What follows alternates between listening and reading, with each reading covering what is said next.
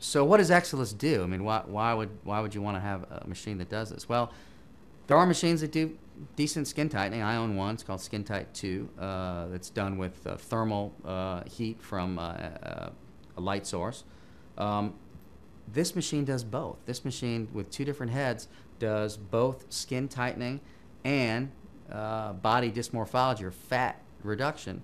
And so, for instance, if you have a lady with a little bit of lipodystrophy or fat collection in her neck, you can, with one handpiece, with either the cooling on or off, you can have the cooling on, drive the heat deep, melt the fat, have that thickness of the waddle thinned out, and then let that heat dissipate a little bit, and then turn the cooling off or use the other smaller handpiece with no cooling and go and heat the skin. So you've done effectively what a facelift would do without pulling. You've extrinsically removed the bulk and you've extrinsically tightened the skin, all completely non-invasively and fairly painlessly as well.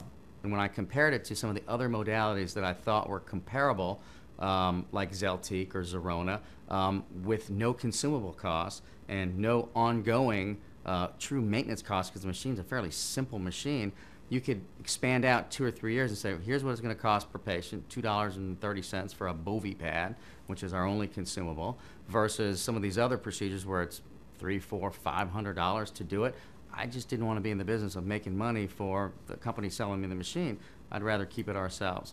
And what really Exilis provided was the opportunity to do multiple body areas. And what we found is a lady who has her neck done says, oh, neck looks good, what about the arms? And there's really no body area that it can't do. So you're not limited to where just one place that you can do, or 2, 3 places, depending on what the fixed applicator is. There is no fixed applicator. This applicator goes in air, so wherever it goes and touches the body, it's going to work.